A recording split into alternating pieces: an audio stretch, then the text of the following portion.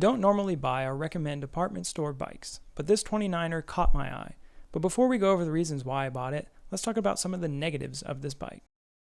The first issue with this bike is the stem. It is ridiculously long and only comes with 2 pinch bolts holding on the handlebars. Anything less than 4 bolts is not enough to ensure that your handlebars will stay in the proper position.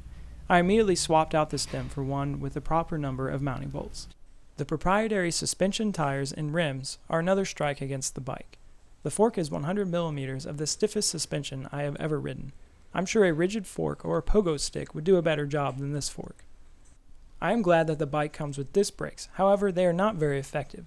They do not provide variability while stopping.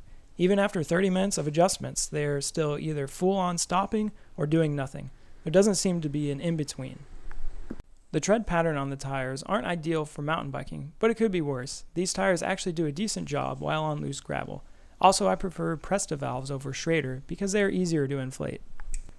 The included pedals are flimsy plastic with negligible grip. I'm not too worried about it because I will be swapping these out. Now here is where the bike gets good, and the main reason why I purchased it. All the shifting is provided by Shimano, from the shifter brake lever assembly up front, to the front derailleur, and finally to the Tourney rear derailleur. This bike shifts like a dream. It doesn't have a Shimano cassette. It has one made by Sunrun, but it's interesting how the cassette slogan is the original bike component, which happens to be Shimano's slogan. Anyway, I'm impressed with how well the setup shifts, and straight from the store. This bike shifted better out of the box than any other bike I've owned. My main bike has a SRAM NX drivetrain, and it didn't shift as well out of the box as this does. Another reason I purchased the bike was because of the frame. You normally don't find a frame of this quality on a bike this cheap. The welds look good, and the matte black finish with all the graphics look great. I assumed the graphics were those cheap peel-off stickers, but they definitely aren't. I was curious about the head tubes, so I had to check it out because at first glance it appeared to be tapered, but it wasn't.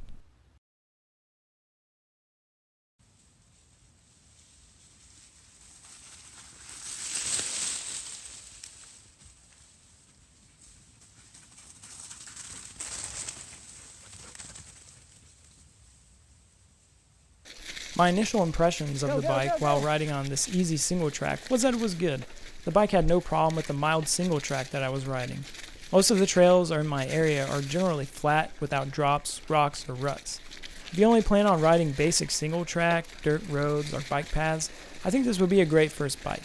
However, that's about where the capabilities of this bike end, unless you plan on making some serious upgrades.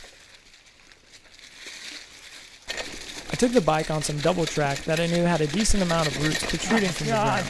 The bike had a much harder time absorbing the blows due to the thin tires and terrible front suspension. You might think that I'm exaggerating on how terrible the bike felt, but I'm really not.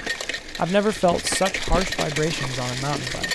The suspension doubled with the chain slap makes for a very noisy ride. However, the chain slap can be inexpensively removed by installing a chain.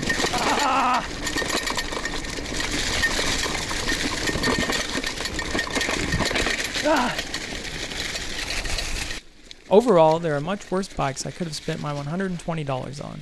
But again, I can only recommend this bike if you plan on riding easy single track, fire roads, bike paths, or if you're looking for a decent project bike.